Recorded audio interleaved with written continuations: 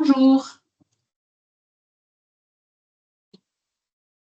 Eh bien, bonjour, oui, bienvenue au webinaire de présentation des résultats de la campagne Choisir avec soin relative à l'amélioration de la pertinence des soins en gériatrie. Alors, ce programme est porté par la Société française de gériatrie et de gérontologie.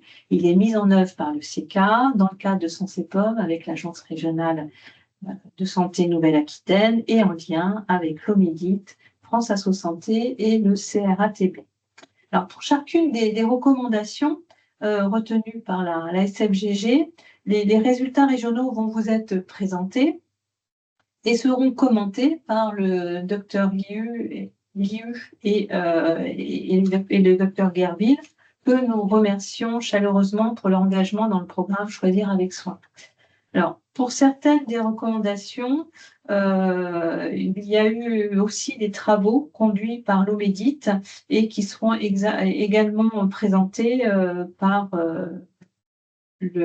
Marine Doutremepuis, le docteur Doutremepuis. Alors, vous avez la possibilité de poser vos questions dans le chat et on s'efforcera d'y répondre, autrement on vous apportera une réponse ultérieurement par mail. Et nous vous informons que ce webinaire et le diaporama seront accessibles sur notre chaîne YouTube et sur le site web.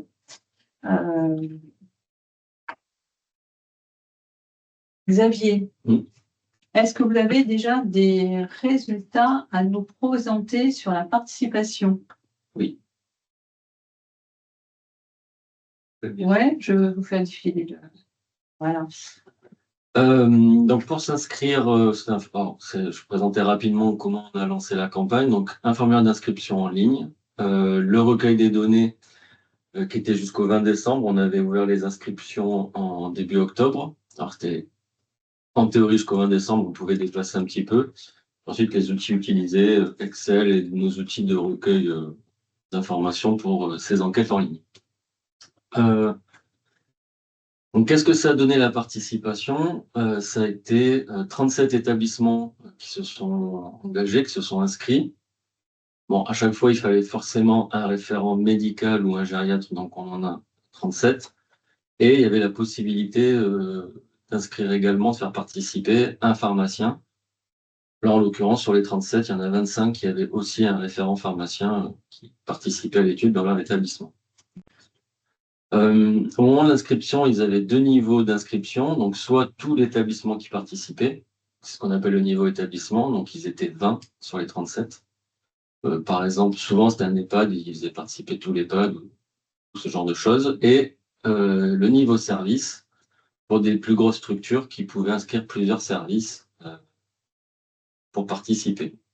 Donc c'est 17 établissements qui avaient fait ce niveau service-là. Et ces 17 avaient inscrit 37 services. Bon, il y a un des 37 un peu partout, c'est fortuit, ça tombe comme ça. En tous les cas, ça faisait 37 services différents. Donc en moyenne, 3 services par établissement, grosso modo. On a fait une petite cartographie des participants, je vous la montrerai rapidement. J'ai juste un clic. Oh, là, j'espère. Il y a un lycée, comme lycée. Comme une présentation. Voilà. Si. Ah. Vous la voyez, la carte? Non, j'ai pas l'impression. C'est dommage, mais c'est pas grave. C'est parce qu'on est sur le PowerPoint. Ok, bon. Il y avait une représentation des participants dans la Nouvelle-Aquitaine, c'est pas essentiel, on va pas s'attarder dessus. Pour montrer que ça touchait un peu tout le territoire quand même, voilà ce que ça montrait. Les outils qui ont été choisis, donc on voit que c'est à peu près homogène. Entre les 5 outils antipsychotiques, benzodiazépines, inhibiteurs, bandelettes et décisions partagées.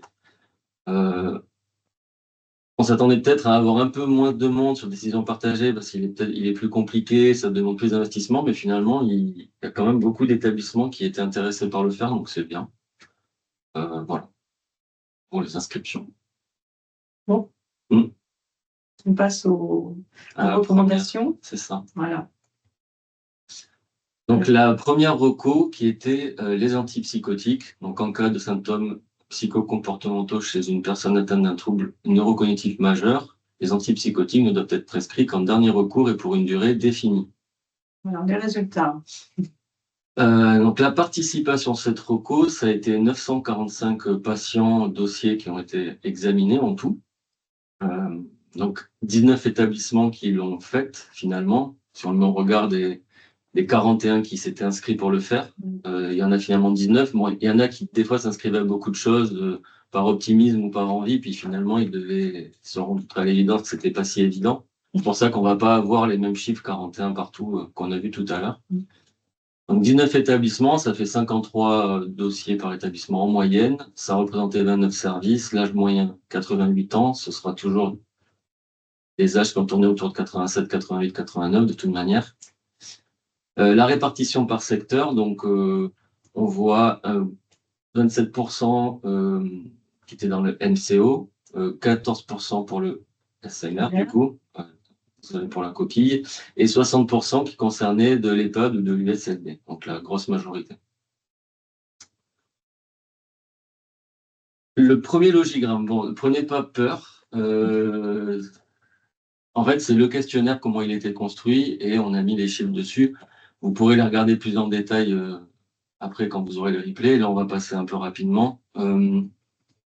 Donc, ça a commencé, on leur demandait si le patient présentait un syndrome démentiel. S'il disait non, on sortait du questionnaire. Donc là, on voit que la moitié des gens étaient concernés par le syndrome démentiel. Est-ce qu'il avait au moins un médicament antipsychotique? Là, on récupérait encore que 40% de ces 50%, donc ça correspondait à 196 personnes sur les 945. Ensuite, on leur demandait quel était le traitement. Donc là, on continuait dans le cas où c'était des troubles psychocomportementaux chez une personne atteinte de syndrome démentiel, pour se rapprocher de leur recours, tout simplement. Là, on leur demandait si la prescription a été faite dans l'unité, oui ou non. Si oui, il y avait les 3 questions qui passaient. Donc, peu importe qu'on réponde oui, non, là, on ne sortait pas. On voulait vraiment savoir, c'est est-ce qu'il y avait une recherche de facteurs déclenchants. Donc là, c'est 78%. Ouais. Dans 78% des cas, il y avait la recherche, quand même. On leur demandait s'il y avait des mesures non pharmacologiques qui ont été entreprises avant de prescrire quelque chose. Donc là, c'est 60% qui l'avaient faite. Et enfin, on leur demandait s'il y a une des prescriptions qui a été programmée, puisque, on le rappelle, dans la reco, c'est quand même ce qu'on préconise. Et là, on voit qu'il y a une grosse majorité de non, c'est 79%, si je vois bien. Donc, dans 80% des cas, il n'y avait pas de déprescription. Donc ça, c'était quand on était dans l'unité. Maintenant, il y avait la partie où on n'était pas dans l'unité. On leur demandait aussi s'il y avait une déprescription. Et là, on retrouve ce 80%. Donc, qu'on soit dans l'unité ou pas, finalement, on avait à peu près 80% de non-déprescription. Donc, les indicateurs globaux pour cette recommandation, donc la proportion de patients traités par antipsychotiques, 41%. Est-ce que les prescriptions dans l'unité se sont faites sans recherche de facteurs déclenchants et ou pas de mesures pharmacologiques et ou pas de prescriptions? Là, c'est 90%. C'est un chiffre, vous en jugerez pas vous-même. Mais qui semble important. Et la prescription, est-ce qu'il y avait en fait, une fois qu'on l'avait faite, est-ce qu'il y avait une déprescription qui était programmée? Donc là, on revoit ce 80%. On peut voir quand même sur les côtés, on l'a fait par secteur. Les chiffres peuvent varier un petit peu. Alors, il faut faire attention aux effectifs. Mais là, on passera rapidement sur ce dispersion. Peut-être passer la parole au docteur Guerville. Est-ce que vous pouvez nous commenter ces résultats, monsieur Guerville? Oui, bonjour. Vous m'entendez bien là? Oui, très bien. Oui, bonjour. Donc, merci beaucoup pour les résultats. Donc, ce que je commenterais, c'est qu'on voit en fait avec le premier chiffre de 40% que cette problématique est extrêmement prévalente. C'est-à-dire qu'un grand nombre des patients qui sont soignés en gériatrie ou résidant en EHPAD présentent des troubles neurocognitifs majeurs et parmi ceux-là, beaucoup ont des antipsychotiques pour des troubles psychocomportementaux. Et que si on veut retenir un deuxième chiffre, je pense que c'est 80%. C'est-à-dire que quand ces antipsychotiques ont été prescrits dans l'unité, eh bien, dans 80% des cas, aucune déprescription n'est envisagée, ou en tout cas, on ne retrouve pas la trace dans le dossier de cette future déprescription envisagée.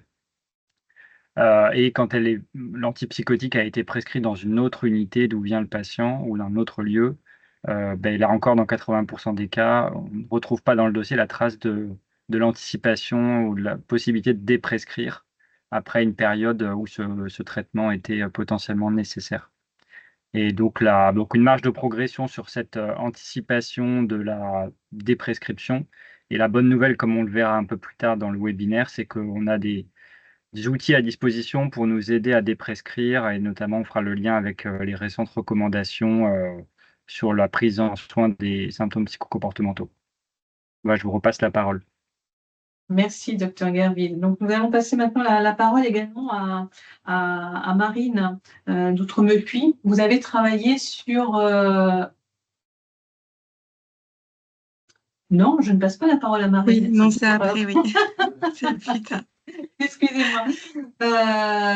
Oui, là, nous allons maintenant passer à la seconde recommandation sur les benzodiazépines. Voilà, donc la recommandation, en cas d'usage d'anxiolytiques ou d'hypnotiques benzodiazépines apparentés depuis plus de 3 mois, on retrouve, le sujet qui nous intéresse, donc une dynamique de déprescription doit s'engager à partir d'un certain temps, donc l'idée de déprescription. Donc là, les chiffres, on voit en nombre de dossiers un peu plus importants. Je vais essayer de passer un peu plus vite parce que ce sont les chiffres, vous les avez. Les établissements, c'est toujours 19 comme avant. L'âge moyen, on retrouve dans ces eaux-là 87. Et les réponses par secteur, si vous vous souvenez des pourcentages, à 1% près, c'était ça. La répartition était 59 des EHPAD, 27 le MCO. On a toujours la même répartition par secteur. Ce logigramme est un peu plus simple que la recommandation d'avant. Donc, est-ce qu'il était traité par un anxiolytique ou pas? Donc, sur les 1117, on a récupéré 725 qui avaient ce traitement, donc 65% de prescription. Lesquels étaient prescrits, donc quand c'était d'autres hypnotiques, on sortait du questionnaire. Quand c'était benzodiazépine ou composé Z, on y restait. Donc, la majorité des 725, on voit qu'on en récupère 711. Donc, la plupart du temps, c'est ces familles-là qu'on prescrit. Est-ce qu'il a débuté depuis au moins 90 jours? Pour 75% des patients, c'était le cas. Comme on est au plus de 3 mois, 90 jours, on doit déprescrire, a priori. Donc, est-ce qu'une déprescription est engagée? Et là, on retombe un petit peu sur le 80%, puisqu'on a 81,5% qui n'ont pas de déprescription. Dans le détail, quand même, on demandait les raisons de la déprescription. Pourquoi c'était pas fait? Donc là, vous avez le traitement non réévalué dans 25% des cas, une indication à poursuivre dans 70% des cas, poursuivre le traitement, et un refus du patient, après c'est assez faible. Donc, les indicateurs, ce sont les suivants. Donc le taux de patients qui sont traités par benzodiazépine, donc c'est 63%, au final, 63,7%. Et le taux de patients qui n'ont pas de déprescription, donc avec benzodiazépine supérieur à 3 mois sans déprescription, donc on retombe sur ce chiffre de 80%. Et comme tout à l'heure, en MCO, c'est peut-être un peu plus faible, on voit. Bon, parce que, après, j'ai pas analysé plus en détail. Mais... Et après, ceux-là, on va peut-être pas les détailler, mais c'est les établissements où ils se situent, leurs indicateurs. Voilà. Autant pour le premier, c'est à peu près homogène. Au niveau de la prescription, hein, on voit qu'ils tombent tous autour de 70 et 55%. Autant pour la déprescription, il y en a qui sont très hauts, 100%, de patients qui n'ont pas de déprescription et d'autres assez bas, mais ça descend quand même pas à 0%. Voilà. Merci Xavier. Docteur Liu, est-ce que vous pouvez commenter ces résultats? Bien évidemment, merci beaucoup pour ces résultats qui sont riches d'enseignements. Donc, vous avez vu un fort taux de participation parce qu'il y avait plus de 1000 dossiers patients qui reflètent nos problématiques gériatriques au quotidien par rapport à cette surprescription de benzodiazépine qui reste encore trop prescrit, comme vous avez pu le souligner, prescrit trop longtemps et trop souvent. Vous l'avez dit, on est à plus de 60% des patients et cela peu importe selon les secteurs sanitaires ou médico-sociaux. Et par rapport à la déprescription, on gardera en tête le fait que quasiment 80% des patients a été jugé, le traitement a été jugé nécessaire au-delà des 3 mois sur une indication persistante, ce qui de fait questionne, puisque on garde en tête que les recommandations de la HAS, de la Haute Autorité de Santé, précisent bien que ça doit être un traitement temporaire. Donc voilà, il y a toute une éducation à faire auprès des prescripteurs, auprès des soignants, mais également auprès des patients et de leurs familles qui, à mon sens, ne sont pas suffisamment impliqués dans le renouvellement de ces médicaments parce qu'ils n'étaient même pas 5% à être cités comme cause de non-arrêt du traitement. Voilà pour mes commentaires. Merci, docteur Liu. Là, je passe la parole au docteur Marine Doutremebuis de l'Omédite. Vous avez donc réalisé également des audits régionaux dans le cadre du Oui. CAQES. Marine, à vous. Merci Catherine. Oui, du coup, on voulait vous présenter donc les résultats d'une étude qui a été menée dans le cadre de la contractualisation CAQES. Et en fait, c'est une trame d'audit régionale qui a été mise à disposition des établissements. Donc, comme vous pouvez le voir, il y avait 26 établissements qui étaient concernés, donc les 3 CHU de la région, 17 CH et 6 établissements privés. Donc, les critères d'inclusion étaient toute personne âgée de plus de 75 ans ou 65 ans avec ALD et qui était hospitalisée au moins 2 nuits dans l'établissement. Donc, c'est vrai que l'étude était différente de celle proposée par la SFGG puisque nous, la porte d'entrée, c'était toute prescription médicamenteuse d'une personne âgée. Il n'y avait pas de pré-ciblage de médicaments et on allait évaluer du coup la prescription pour essayer de déterminer s'il y avait des médicaments qui étaient potentiellement inappropriés chez la personne âgée parmi les situations qui étaient prélistées. La diapo suivante, s'il vous plaît. Donc, on a eu 20 établissements répondeurs, ce qui correspondait à 719 patients, donc d'âge moyen 84,6 ans, donc répartis dans les services suivants, donc 29% en médecine gériatrique, 26% en court séjour mais hors gériatrie, 12% en long séjour, 11% en chirurgie et 34% dans divers services. On retrouvait en moyenne plus de 11 médicaments prescrits par prescription. Et parmi donc les 719 patients, on avait pour 55% des patients au moins un médicament qui était potentiellement inapproprié chez la personne âgée, donc soit 724 médicaments inappropriés. Et vous voyez dans le top 3, on retrouvait en 3e position, donc c'est benzodiazépine à demi-vie longue, qui représentait 13% des prescriptions, soit pour une benzo à demi-vie longue, donc inadaptée à la personne âgée, dans 7% des cas, soit pour une dose pleine, du coup dans 6% des cas. Et ce qu'on voulait aussi valoriser, c'était la réévaluation des prescriptions, donc soit par une déprescription, soit par un switch vers une molécule à demi-vie plus courte ou par une réduction de la dose qui me permettait du coup de réduire les situations dans 50% des cas. Il y avait quand même un gros travail de réévaluation qui est mis en place par les structures. Merci Marine. Enfin, des données complémentaires à l'audit réalisé dans Choisir avec soin. Merci Marine. Nous allons passer Merci maintenant à l'autre recommandation qui porte sur les inhibiteurs de la pompe à proton. Donc la reco, c'était tout traitement par inhibiteur de la pompe à proton au long cours, donc défini par une durée de prescription supérieure à 8 semaines, cette fois-ci, doit faire l'objet d'une dynamique de déprescription si aucune indication ne persiste. Dans ce cas-là, donc 1135 dossiers, 20 établissements, 33 services et l'âge moyen 87, c'est toujours le même ordre de grandeur que les 2 précédents. Ce coup-ci, un peu plus de participation dans le MCO, puisqu'on tournait autour de 27-28%, si vous vous souvenez bien. Là, on est à 37% de dossiers qui proviennent du secteur MCO. Et donc, EHPAD 50%, SMR tourne toujours, lui, autour des 10%. Donc, même logique pour arriver à nos indicateurs. Est-ce qu'il est traité par IPP? Oui, donc là, on a quand même écrémé beaucoup de dossiers puisqu'on en récupère 441 sur les 1135 de départ qui sont traités par IPP.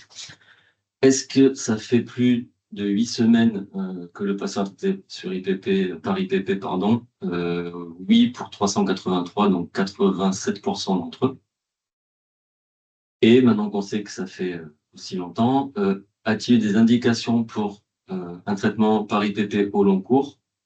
Donc, dans 40% des cas, c'est oui. Et le non ou non renseigné pour le reste. Donc, 60% des dossiers, il n'y a pas de traitement pour IPP au long cours. Pour les 40% de oui, est-ce que la posologie était adaptée? Oui, pour les 2 tiers, 66,6. Et donc non pour le tiers restant. Toute cette population de ceux qui n'avaient pas l'indication au long cours ou qui ont la posologie inadaptée, on leur demandait est-ce que la déprescription des IPP est en cours. Donc dans 20% des cas, 21,7 pour être précis, c'était oui. Et donc on retrouve ce 78,3, donc autour des 80% de déprescriptions qui ne sont pas en cours. Cette fois-ci, les raisons, c'est différent de la benzodiazépine où c'était beaucoup d'indications à poursuivre. Je crois que c'était 70% des cas. Là, on voit que c'est un traitement qui est non réévalué dans 72% des cas. Voilà. En fait, on ne déprescrit pas, il ne réévalue pas le traitement. C'est une raison différente de l'outil numéro 2 sur la benzodiazépine. Et donc, les indicateurs, il y en avait 4. Ça fait un peu dense comme diapositive. Taux de patients avec une prescription d'IPP supérieure à 8 semaines sans indication au long cours, donc c'est les 60%, 58,5. Taux de patients supérieur à 75 ans avec une prescription et une posologie inadaptée, donc là c'est 13,8% des personnes. Taux de patients IPP à 8 semaines sans indication au long cours ou posologie inadaptée, c'est la somme des deux, grosso modo des deux précédents. C'est pas grosso modo, c'est la somme des deux. Et le taux de déprescription non envisagé alors qu'il y a une absence d'indication au long cours ou qu'il y a une posologie inadaptée, là, c'est le 80%. On vous a parlé 2 fois de ce chiffre. Donc, c'est 78,3. On le retrouve ici. Et donc là, c'est les fameuses boîtes à moustaches donc, qui répartissaient les établissements, les indicateurs que les établissements avaient obtenus pour voir s'ils étaient tous avec les indicateurs au même niveau ou pas. On observe sur le premier qu'elle est très étendue, cette fameuse moustache, puisqu'elle va de 90 jusqu'à 10%, avec un gros noyau entre 50 et 70. La grosse boîte représente 50% des gens. Chaque moustache, chaque barre au-dessus, c'est 25%. Donc la globalité, c'est les 100. Et au milieu, il y a le trait qui est la médiane, donc la moitié de la population qui atteint cet indicateur. Le second est aussi un peu plus dispersé. Et après, pour le troisième et le quatrième, c'est relativement dense, homogène en tous les cas, plutôt. Merci. Docteur Gerville, des commentaires, sans doute. Oui, sans doute. Donc, vous avez participé, je crois, au niveau national. Oui, tout à fait. J'étais dans le groupe de travail national sur l'élaboration de cette recommandation. Et donc, un problème bien connu, mais où on voit qu'on a encore une marge de progression sur les IPP, puisque là, pour synthétiser cette diapositive, ce que je retiendrai comme chiffre, c'est 3/4. C'est-à-dire que le 72% là, de la troisième ligne, c'est quasiment 3/4 des patients soignés en gériatrie ou en EHPAD qui ont des IPP au long cours longs en dehors du respect des recommandations sur les indications ou les posologies. Et parmi ces gens, chez 3/4 d'entre eux, il n'y a pas de déprescription envisagée alors que la prescription est inappropriée. Avec quand même, comme on le voyait sur les boîtes à moustaches, une hétérogénéité, c'est-à-dire que il est quand même possible de faire mieux que ces 3/4 de déprescription pas envisagée. En tout cas, certains services y arrivent à avoir des chiffres plus bas, ou certains EHPAD. Et donc de l'intérêt de diffuser des outils, et c'est ce qu'on va voir tout à l'heure sur des algorithmes de déprescription, des rappels synthétiques sur les indications et les posologies. Donc on se retrouve tout à l'heure pour ça. Merci, M. Gerville. Marine, là aussi, vous avez travaillé sur les IPP. Oui, de la même façon, du coup, dans la trame d'audit régionale qui était mise à disposition, donc identifier du coup ces médicaments potentiellement inappropriés, donc suivant la même méthodologie que présentée précédemment, on retrouvait donc en première position les IPP. donc qui représentait plus de 36% des patients qui ont été évalués dans l'étude. Et donc, soit pour une indication, enfin une absence d'indication, un traitement qui était prolongé dans 23% des cas, ou soit pour une durée prolongée dans le 14% des cas. Et là, ça rejoint de ce que vous venez de dire, c'est que la déprescription, elle est pour le coup plus faible, parce que ce qui avait été initié pour les benzodiazépines, où ça a été réduit de 30% par du coup les prescripteurs hospitaliers, alors que pour les benzodiazépines, on était à plus de 50% de déprescription en sortie d'hospitalisation. Donc là aussi, il y a quand même un travail aussi à faire de réévaluation et de déprescription aussi en lien avec les patients et les prescripteurs aussi en lien avec la ville. Merci. Alors, dernière recommandation qui porte sur la clinique, la bandelette urinaire. Une bandelette urinaire, donc en l'absence de symptômes cliniques urinaires, il n'y a d'indication ni à une analyse d'urine, ni à un traitement antibiotique. Donc la participation un peu moindre, mais qui reste quand même importante, hein, avec 800 dossiers analysés. Donc c'était 14 établissements. Donc c'est là où on voit un peu moindre, puisque dans les autres cas, on était à 22 établissements et 30 services. Bon. L'âge moyen, on retrouve ce 87%. Et là, pour les réponses par secteur, vous voyez que là, même le MCO passe en tête. Donc c'est là où on a eu le plus de dossiers. Donc, le logigramme peut paraître un peu plus complexe, mais il ne l'est pas forcément. C'est juste qu'au départ, la bandelette change en fonction si on est en MCO-SMR ou on n'est pas du SLD. On voit que si on est en MCO-SMR, c'est est-ce que la bandelette urinaire ou le CBU est réalisé dans les 7 derniers jours, tandis que quand c'est en EHPAD ou en USLD, c'est dans les 30 jours. C'est la seule différence. Et ensuite, on reprenait le même chemin. Donc, c'était 224 personnes concernées sur ces 795 qui avaient eu une bandelette urinaire ou le CBU réalisé dans les 30 derniers jours. À partir de là, on leur demandait est-ce qu'il y avait eu un contexte de protocole préinterventionnel. Quand c'était le cas, on arrêtait le questionnaire, sinon on continuait. Est-ce qu'il y avait eu des recherches d'une pathologie métabolique? Quand c'était un oui, on les sortait, sinon on continuait. Des signes pyélonéphrite, s'ils disaient oui, on les sortait aussi. Donc là, il y en avait un peu plus. On le voit souvent, quand on est à 5%, là on est à 30% qui avaient dit oui, donc on les a sortis. On se retrouve avec 146 personnes, toujours sur les 795 de départ. Est-ce qu'il y avait des signes fonctionnels urinaires irritatifs ou destructifs? Quand ils disaient oui, on les sortait aussi. C'était bon dans l'idée. On pouvait le prescrire. Et quand ils disaient non, on descendait. Et s'ils n'étaient pas en état de répondre, il y avait une question où on demandait s'ils avaient vu des signes qui faisaient suspecter, des signes, modifications récentes du comportement qui faisaient suspecter une cystite, pardon.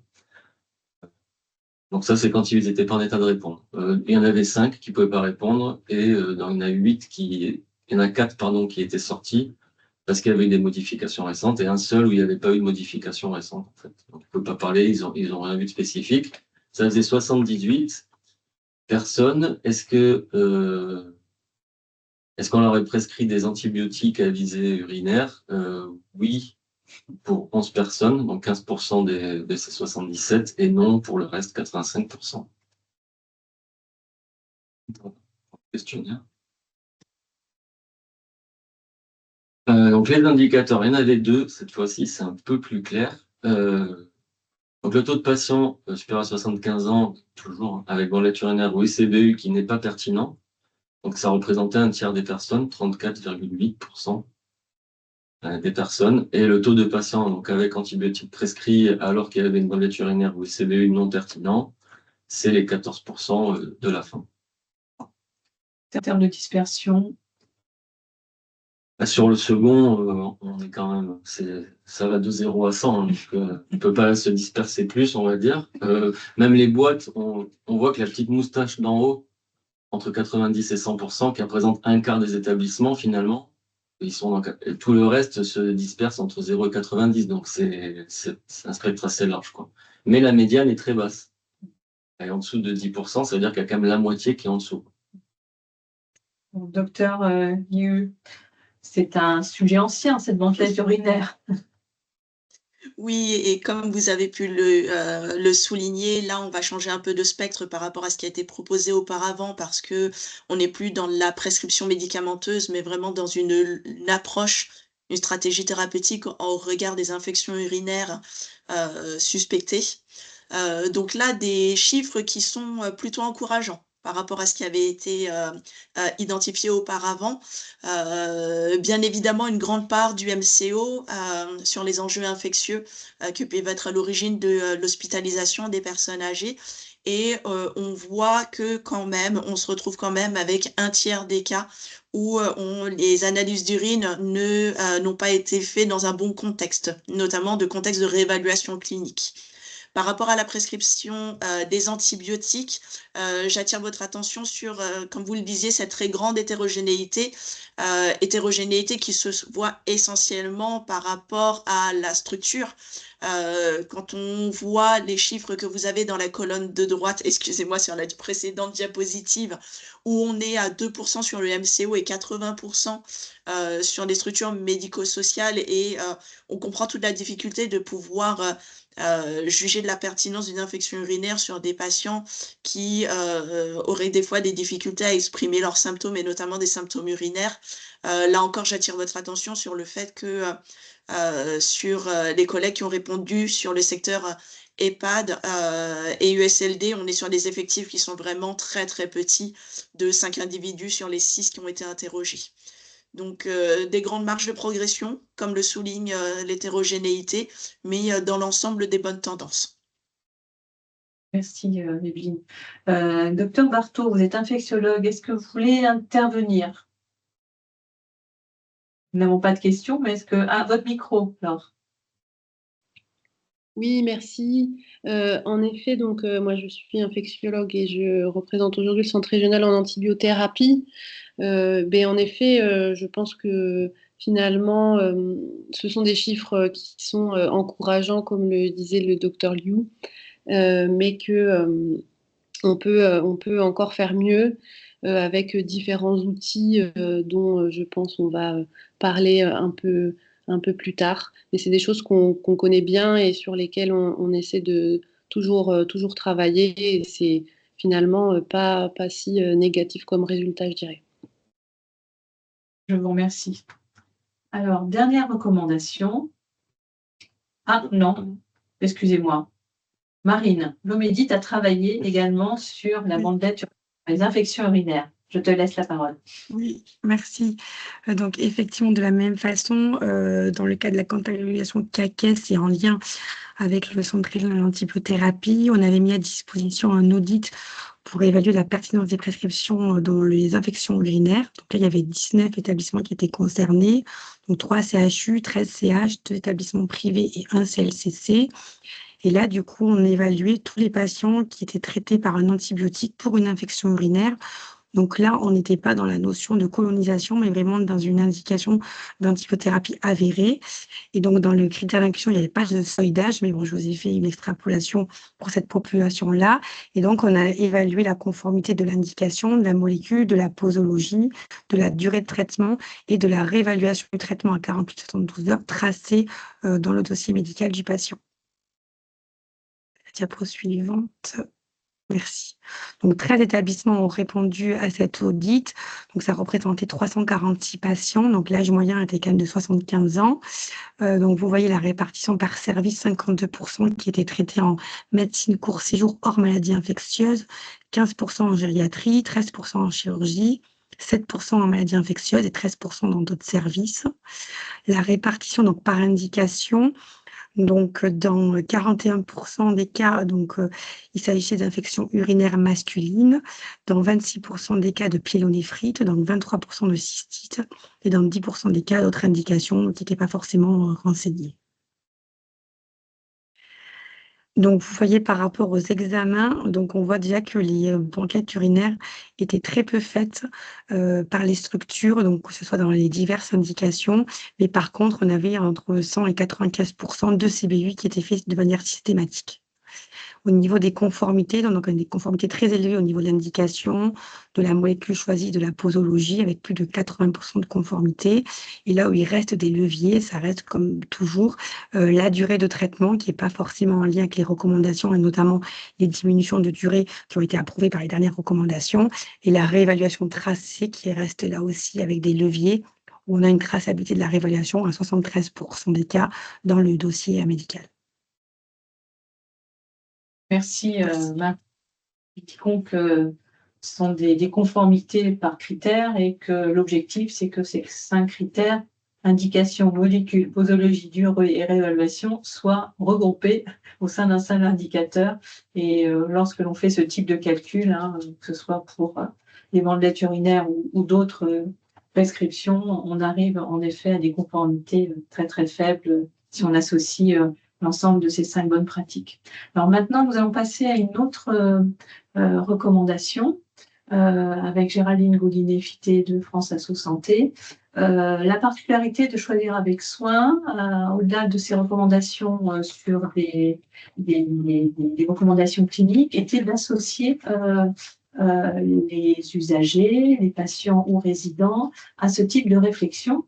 Et là, en fait, on est en plein dans les PREMS, les indicateurs qui mesurent l'expérience du patient. Donc, un questionnaire a été proposé pour indiquer leur implication dans ce partage de décision. Géraldine, je te laisse la parole pour présenter les résultats. Merci Catherine. Donc, on peut se féliciter autant que France Asso Santé de voir que quand même il y a eu une réponse assez conséquente sur cette décision qui effectivement change un peu des évaluations cliniques.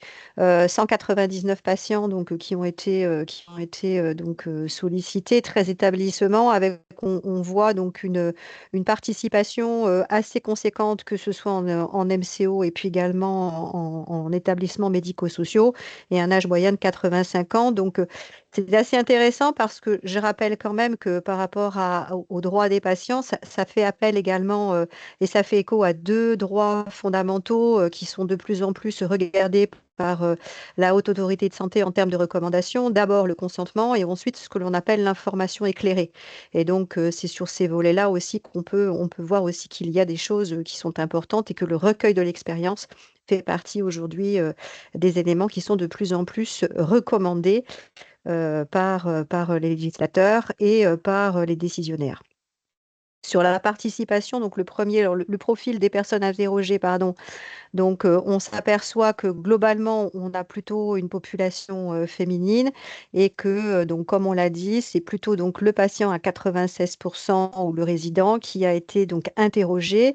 Mais également, quand on parle d'usager, il ne faut pas oublier que l'usager peut être multi-personnes. Ça peut être effectivement son proche, mais aussi donc la personne de confiance. Et on verra aussi que sur ce volet-là, il y a encore peut-être des progrès à faire. Sur donc les indicateurs, ce qui a été donc vu en première intention, c'est effectivement de voir un peu l'engagement et la participation donc du patient aux décisions sur ses soins, avec 2 volets. Le premier qui est plutôt sur le dialogue, la discussion par rapport donc aux soins dont ils ont besoin, et on s'aperçoit que là, globalement, il y a quand même à 85% des discussions et des dialogues qui sont engagés, plus en MCO que sur les autres structures, mais encore on voit qu'en EHPAD ou en USLD, ça reste quand même majeur, 73%. Et ensuite, donc le deuxième niveau également qui a été évalué dans ce questionnaire, c'est de savoir également donc la façon dont justement le consentement et la décision partagée peut s'organiser, notamment en ce qui concerne les nouveaux traitements, les soins ou les examens. Et à ce niveau-là, donc les éléments qui sont assez intéressants, et là encore, il peut y avoir des marges de progression peut-être à faire évoluer, c'est que la question du pourquoi, c'est-à-dire l'explication à proprement parler sur ces nouveaux traitement restent quand même en marge de progression, puisque si on fait le cumul de oui tout à fait et oui plutôt, on est à 65%. Par contre, donc, on est à 78%, pardon. Par contre, en ce qui concerne les bénéfices-risques, c'est-à-dire les avantages et les inconvénients, c'est là où il y a des marges de progression, puisque le cumul des deux ne représente que 65%. Et la décision, c'est-à-dire le consentement, l'accord représente 72%. Donc là encore, peut-être encore des marges de progression à mettre en exergue. Le deuxième indicateur, donc là, vous avez également les éléments qui sont assez intéressants quand on va analyser les verbatims, puisque le questionnaire faisait également, donnait la possibilité de pouvoir laisser la parole libre, donc au résident ou au patient ou à sa personne de confiance ou à son proche. Concernant donc la catégorisation, puisqu'on a fait une recherche un peu sur la catégorisation, on s'aperçoit que le consentement et cette information éclairée fait appel quand même à des éléments plutôt positifs, que ce soit autour de la confiance des professionnels de santé, les bonnes explications concernant les changements des traitements ou les explications sur les traitements et la participation des patients ou des proches. En revanche, donc, dans ce qu'il peut effectivement faire état d'axe d'amélioration, c'est là encore la capacité de pouvoir donner une information claire qui soit compréhensible et qui pour certains est encore considérée comme insuffisante, et également la gestion du temps, c'est-à-dire la capacité là aussi de donner du temps à cette réflexion et à cette information libre et éclairée. Souvent, par manque de temps, en tout cas, le temps exprimé par les patients n'est pas forcément le temps vécu par les professionnels de santé. Le deuxième indicateur était justement de voir la façon dont les proches également peuvent être associés également à cette décision. La question était de savoir si les patients avaient indiqué qu'on leur avait demandé s'ils souhaitaient la présence de proches lors de leur rencontre avec les médecins, les professionnels de santé pendant les examens.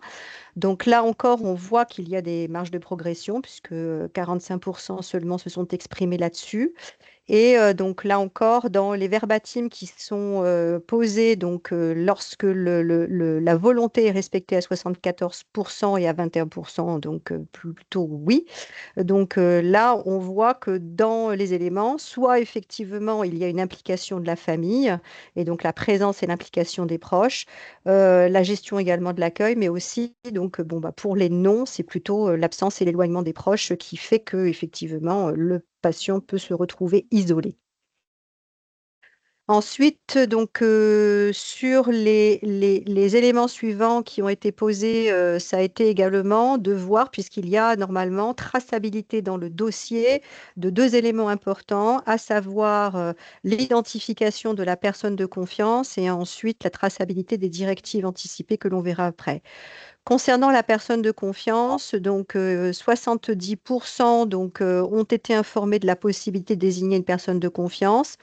Et là encore, on voit que soit effectivement les choses sont assez claires, la désignation effectivement est faite, mais aussi qu'il y a des marges de progression à avoir et encore de la confusion entre personne à désigner et personne de confiance, qui n'est pas tout à fait la même chose et qui est effectivement un véritable accompagnement dans l'information éclairée, dans le consentement qui peut être fait.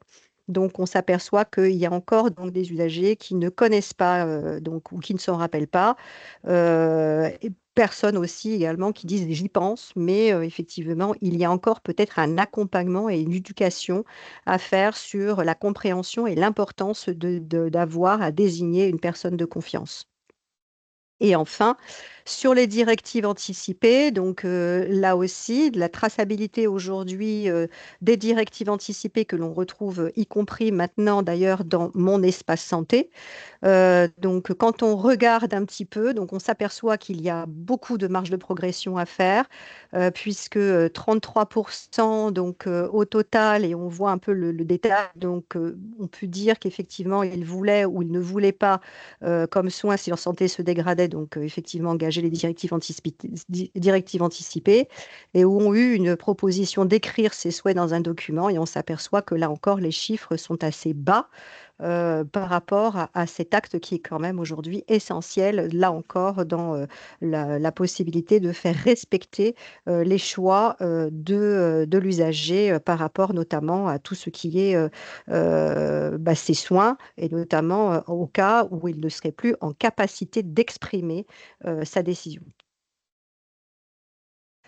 Voilà un peu. Donc là encore, quand on regarde les verbatims, donc on s'aperçoit que dans les verbatims, soit effectivement donc dans le positif, on voit que les choses ont été renseignées, mais donc pour beaucoup, c'est de la méconnaissance, du flou artistique sur qu'est-ce que c'est, la difficulté également de l'expression, hein, de pouvoir en discuter, et d'autres donc qui, effectivement, considèrent qu'ils ne souhaitent pas en faire.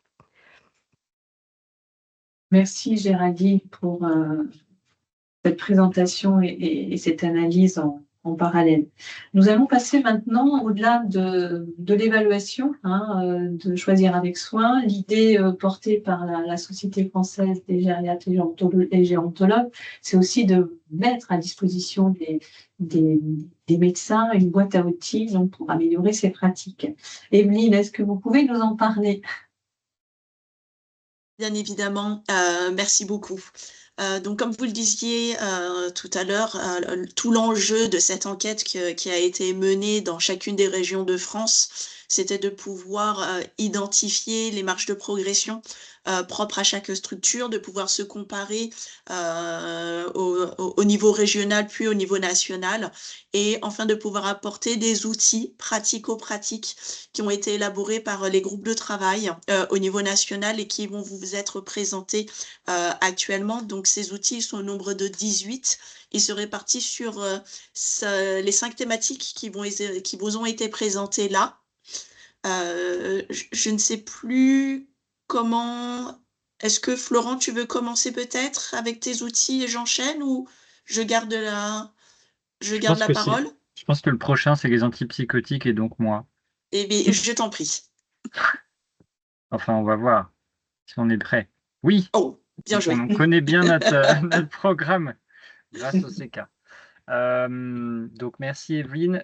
En fait, il y a trois outils qui sont proposés, disponibles sur le site de la SFGG pour les antipsychotiques. Celui qui s'affiche là, c'est un arbre d'aide à la déprescription. Donc on a vu tout à l'heure que dans 80% des cas, cette déprescription n'était pas envisagée, ou en tout cas on n'en trouvait pas la trace dans le dossier.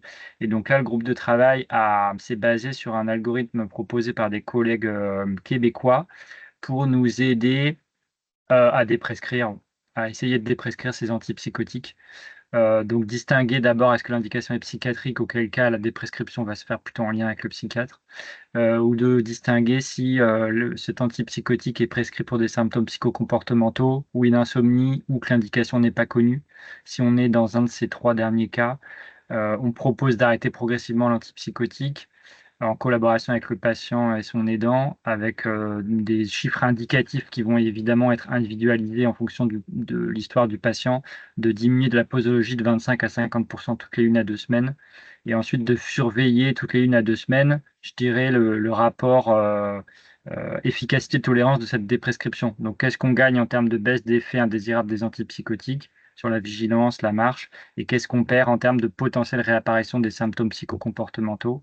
Et s'ils réapparaissent, on reprend notre raisonnement sur les facteurs favorisants, les interventions non médicamenteuses possibles, et éventuellement le retour à la dose antérieure d'antipsychotiques.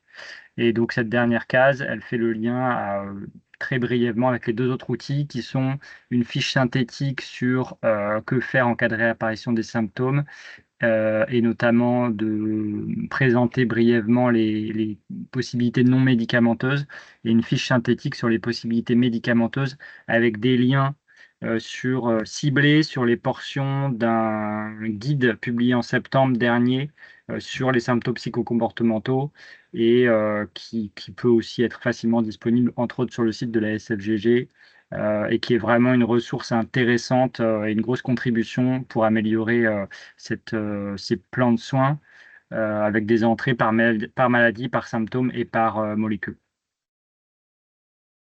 Merci. Alors, second outil, sur les IPP, parce que Voilà, non, c'était erreur. Alors, attendez. Non, c'est un ping-pong entre moi et Evelyne finalement. Voilà, c'est pour ça. Voilà. Donc, Evelyne, c'était sur les benzodiazépines. Tout à fait.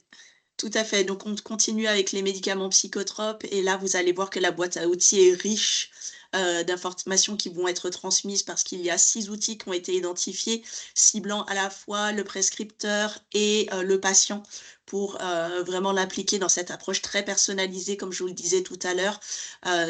Donc, des supports qui vont être à la fois des arbres décisionnels, des recommandations émanant de la Haute Autorité de Santé, des notes d'information à destination du patient et il y a également une vignette vidéo pour pouvoir multiplier les supports et pouvoir toucher un large public pour sensibiliser à vraiment diminuer l'initiation des benzodiazépines et savoir quand initier la déprescription. Donc voilà, je n'en dirai pas plus, je vous invite vraiment à aller surfer sur ces différents outils pour pouvoir vous les accaparer et les utiliser dans votre quotidien. Merci. Je n'ose plus dire la diapositive suivante, de qu'on là ensemble. Ah, c'est encore à moi. Donc, 3 outils sur les analyses d'urine, 2 outils qui vont se présenter sous la forme d'affiches. Une affiche à destination des professionnels de santé, aides-soignants, infirmières, une affiche plus à destination d'un public médical. Et enfin, le dernier support qui est un support PowerPoint pour lequel les référents infectieux des unités, des établissements dans le milieu médico-social vont pouvoir utiliser à visée de formation pour pouvoir vraiment embarquer tous les professionnels de santé de la structure dans ces enjeux de la prise en charge de l'infection urinaire. Donc sur des messages clés très simples qui faisaient l'objet des critères de sélection et de jugement sur les algorithmes décisionnels de choisir avec soin. Merci. Donc là, nous devrions avoir l'outil sur l'IPP. Je vais peut-être prendre la suite parce que je viens d'avoir un message de mon collègue, le docteur Verville, qui me dit qu'il a eu une coupure de réseau Internet. Donc, c'est lui qui devait vous présenter les 2 outils sur les IPP. Je m'interromprai si on le voit réapparaître à tout moment. Donc là, comme vous avez pu voir dans la synthèse, des actions qui sont menées au niveau national et international. Vous savez que cet enjeu de la prescription des IPP chez la personne âgée, ça ne touche pas que le public français. Donc là, vous avez la synthèse sous la forme d'un arbre de stratégie thérapeutique, de savoir peser les indications et savoir quand déprescrire et accompagner cette déprescription au quotidien ainsi que le suivi. Merci. Est-ce que au niveau du CRATB, Laure, vous voulez partager des informations à ce stade sur tout ce qui est infectiologie et infection urinaire? Oui, merci de me passer la parole. Donc, j'avais juste quelques petites remarques par rapport à ces outils. Alors déjà, ça me semble tout à fait approprié de proposer une affiche également pour les soignants, donc par exemple infirmiers et aides-soignants, puisque parfois, notamment dans les EHPAD et les USLD, ça peut venir de leur fait de proposer une BU, un ECBU, parce qu'on a peur parfois de mal faire ou de passer à côté de l'infection, alors même que je pense que c'est important de rappeler que des urines foncées, des urines malodorantes, finalement, si on rentre un peu dans le détail, ne sont pas un symptôme en fait d'infection urinaire. Et c'est également le cas pour les rétentions aiguës d'urine, puisqu'on croit, on pense encore parfois passer à côté d'une infection et finalement faire la BU, le CBU. On arrive après sur des propositions d'antibiothérapie et nous, on milite vraiment pour le bon usage de ces antibiotiques. Et le message, c'est également que chez ces personnes âgées fragiles, la prescription est très souvent liée à une iatrogénie avec l'émergence de résistance, les effets indésirables de chaque molécule antibiotique, et puis également éventuellement les infections à clostridoïdes difficiles ficelé chez ces patients. Et donc, on fait plutôt plus de mal que de bien en voulant bien faire. Et donc, je m'arrêterai là, mais ces outils sont très appropriés. Je pense qu'il faut les utiliser avec à large usage. Large spectre, dirons-nous. Merci. Alors, sur la recommandation, sur la décision partagée, Géraldine, tu as retenu un outil de la boîte et après, tu vas en présenter des outils issus de la région, notamment. Je laisse la parole. Oui, alors là encore, comme on l'a vu, c'est toujours très compliqué effectivement de pouvoir engager la discussion et plutôt que, alors il y a bien sûr les outils et les recommandations de la Haute Autorité de Santé sur oser dire de la part pour le patient, mais ce qu'on a voulu plutôt valoriser, c'est la manière et peut-être un peu de manière ludique de recueillir l'expression et le vécu du patient ou de son entourage. Donc, dans les outils un peu ludiques, il y a Jamlav, qui est une association qui a beaucoup travaillé sur notamment tout ce qui est autour de la fin de vie et donc justement amener à la décision concernant personnes de confiance et directives anticipées, mais pas que. Et c'est en ça que c'est intéressant, c'est que c'est aussi un outil de communication pour aider à faire exprimer aussi le patient et son entourage sur la capacité de pouvoir engager le dialogue avec les soignants. Donc, c'est pour ça qu'on vous l'a mis là, qui est commandé, qui peut être commandé sur le site de Jamlav.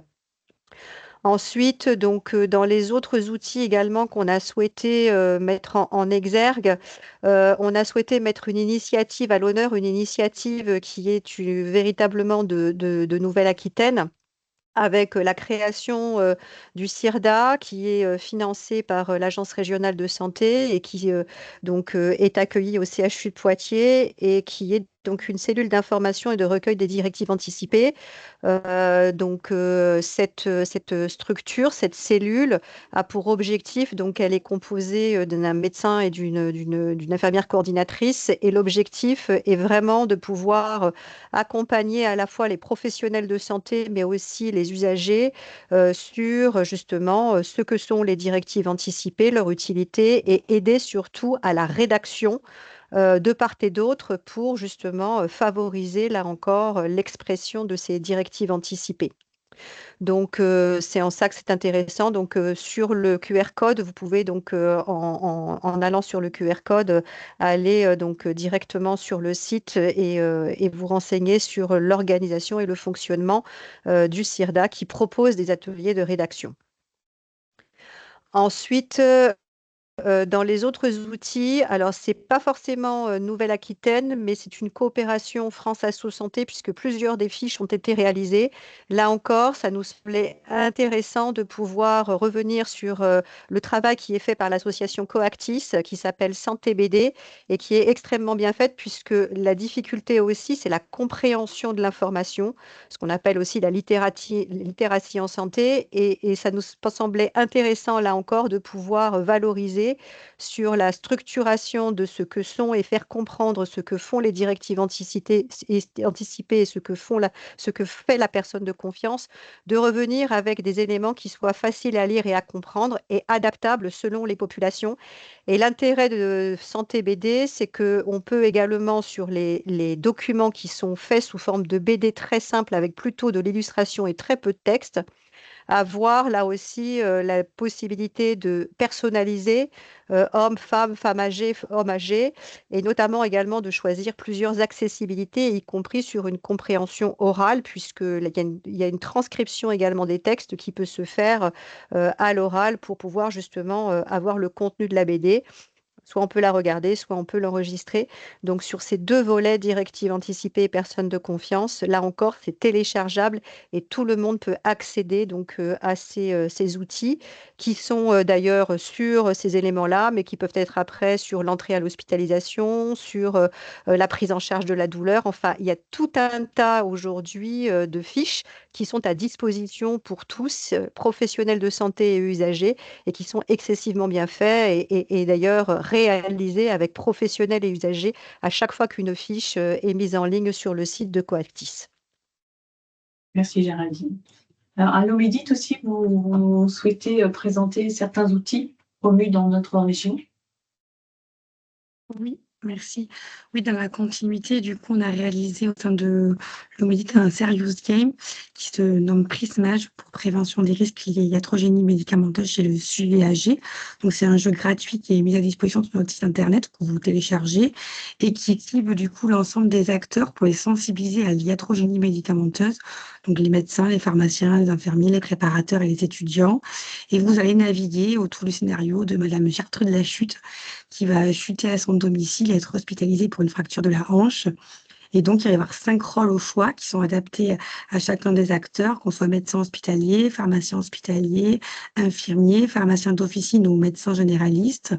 Et donc, on va évoquer effectivement l'ensemble des thématiques qu'on vient de voir, la iatrogénie due à une charge anticholinergique élevée, à des IPP, à des benzodiazépines à demi-vie longue.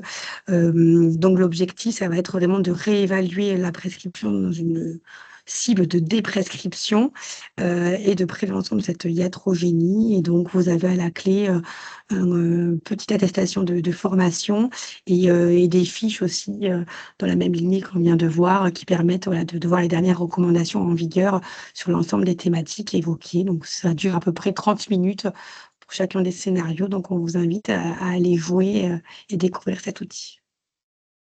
Merci Marine. Alors, nous n'avons pas de questions pour le moment. Est-ce que vous avez beaucoup d'informations qui vous sont apportées ou avez-vous des questions à nous poser dans l'immédiat avant de terminer ce webinaire?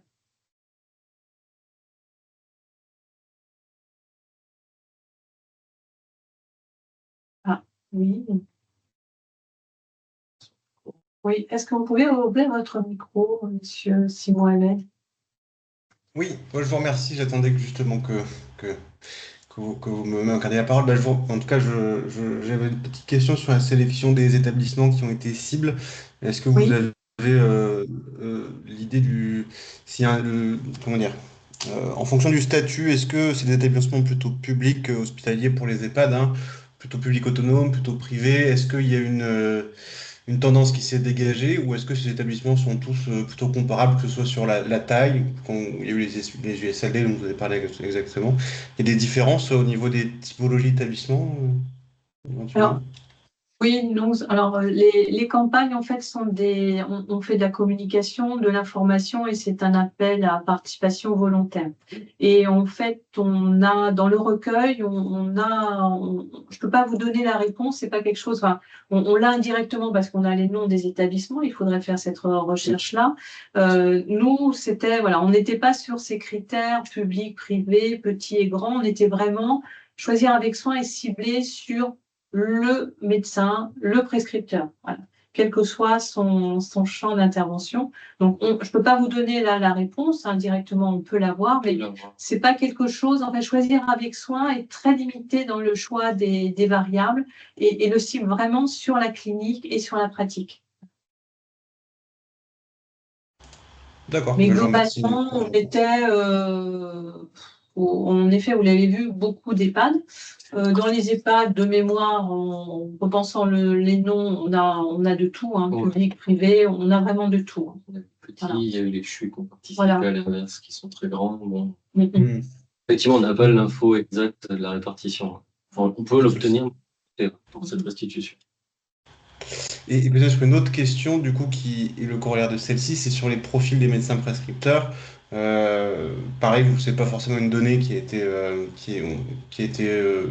comment dire, qui a été recueillie, c'est-à-dire s'ils sont prescripteurs salariés, libéraux, prescripteurs au sein d'établissements ou au sein d'un établissement plus large, non? Non, vraiment la logique de choisir avec soin, il y a en fait, de façon générale, choisir avec soin s'adresse aux sociétés savantes et ils doivent recueillir 5 recours. Hein, ils doivent choisir 5 recours et à partir de 5 recours, trouver donc des questionnements vraiment sur la prise en charge du patient et sur le dossier. Donc, dans choisir avec soin, on n'a aucune information socio-démographique des prescripteurs parce qu'on s'adresse à eux directement. Là, on avait une autre question sur les logiciels. Alors, je lis en même temps. Merci pour ces éléments. Y a-t-il pas des expérimentations à réaliser en lien avec les fournisseurs de logiciels des établissements à réaliser? Ces éléments permettraient de voir l'effet régulateur par l'intermédiaire des outils numériques. En effet, on n'a pas exploré cette aide à la prescription dans les logiciels. En effet, certains ont ce type déjà d'information, mais non. Je ne sais pas si Evelyne, oui, voulez-vous intervenir? Oui, alors attendez, je vais baisser ma main, sinon elle va rester longtemps. Oui, merci beaucoup pour cette remarque et cette question qui est très pertinente parce que à l'ère du numérique, on pourrait se dire que toutes les prescriptions se font maintenant sur l'ordinateur et qu'on pourrait très bien avoir un garde-fou au moment de la prescription et sur l'analyse des résultats, notamment des résultats de CBU. Donc, c'est des choses qui sont exploitées. Ce sont des aides à la prescription, des aides décisionnelles, mais elles ne remplaceront pas la décision du praticien et d'expérience. Et je pense que chacune des structures dans lesquelles nous travaillons a déjà fait l'expérimentation de ça, c'est-à-dire de voir arriver un pop-up lorsque on a en tête la prescription d'un médicament et notamment d'un antibiotique, invitant à la réévaluation, invitant à la juste prescription. Et lorsque ces pop-ups sont trop nombreux, je pense qu'on fait tous la même chose. On balaye du revers de la main et on ferme ce pop-up qu'on trouve plus ennuyeux qu'informatif. Donc, je pense qu'il y a vraiment toute une campagne de formation et d'information à mener au sein de nos équipes et à embarquer également les usagers, les patients et leurs proches parce que les outils numériques ne feront pas tout. Merci. S'il y a d'autres questions avant de terminer? Non. A priori, non. Donc, nous allons clore ce webinaire avec 2 dernières diapos. Ah, Monsieur Gerbier, vous êtes revenu. Oui, désolé, mais j'ai rien à ajouter. Nous allons terminer. En perspective, donc, vous indiquez que ce type de démarche, choisir avec soin, donc repose sur des grilles simples, 5 questions pour chaque recommandation. C'est très rapide.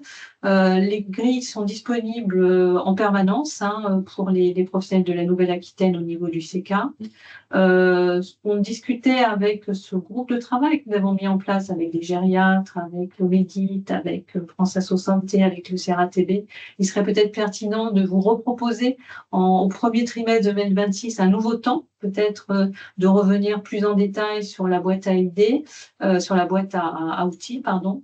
Ou de revenir sur des questions plus spécifiques. Vous avez évoqué les logiciels spontanément. On pourra peut-être revenir vers vous pour vous proposer un nouveau webinaire spécifique sur la prescription chez la personne âgée. Et concernant une nouvelle mesure, parce qu'il est intéressant dans l'évaluation de voir comment dans le temps nos pratiques évoluent. Dans certaines régions, ils vont commencer des nouvelles campagnes dès la fin de l'année en 2025. Là, au niveau du groupe, on a plutôt orienté, on vous laisse du temps au temps. On a évoqué cette temporalité pour améliorer vos pratiques, pour changer vos organisations, pour vous former, pour utiliser ces outils. Et nous reviendrons sans doute vers vous plutôt en fin 2026 pour vous proposer de nouveau une nouvelle campagne. Madame Passon, je vous laisse le mot de la fin. Ah, votre micro, Madame Passon. Oui, ça y est. Merci. Oui, simplement pour repositionner cette campagne dans le cadre, c'est bien l'instance régionale d'amélioration de la pertinence des soins, l'IRAPS, qui avait inscrit cette campagne Choisir avec soin en gériatrie parmi les actions déployées dans le cadre du PAPRAPS. 2025-2026, l'ARS souhaite inscrire cette campagne et tous ces travaux autour de l'amélioration de la pertinence des prescriptions des médicaments chez la personne âgée dans la durée. Et donc, souscrit tout à fait au fait évidemment de faire vivre ce groupe de travail, mais aussi de proposer d'autres actions en complémentarité avec ce qui a été présenté par le Médit, mais aussi l'assurance maladie ou l'ARS parmi les actions qu'elle déploie sur la personne âgée. Je voulais remercier aussi l'ensemble des établissements qui avaient participé à cette première campagne et puis tous les acteurs qui l'ont rendu possible, tous les gériatres des 3 CHU, France Asso Santé, évidemment le Médit et puis bien sûr le CK. Merci à tous. Eh bien, merci également. Moi, je m'associe à vos remerciements. Ça a été pour Xavier et nous une collaboration fort agréable avec nos interlocuteurs et puis des échanges aussi avec les établissements pour la mise en place, Xavier, de l'étude. Et puis, en effet, l'implication, vous l'avez vu, hein, des gériatres et des pharmaciens dans la bonne tenue de ce recueil. Un grand merci à vous et donc vous pourrez retrouver tous ces éléments sur le site du CK, sur notre chaîne YouTube. Et puis n'hésitez pas à revenir vers nous, nous transférerons vos questions auprès des gériatres. Une très belle journée à vous. Au revoir. Au revoir. Ah. Au revoir.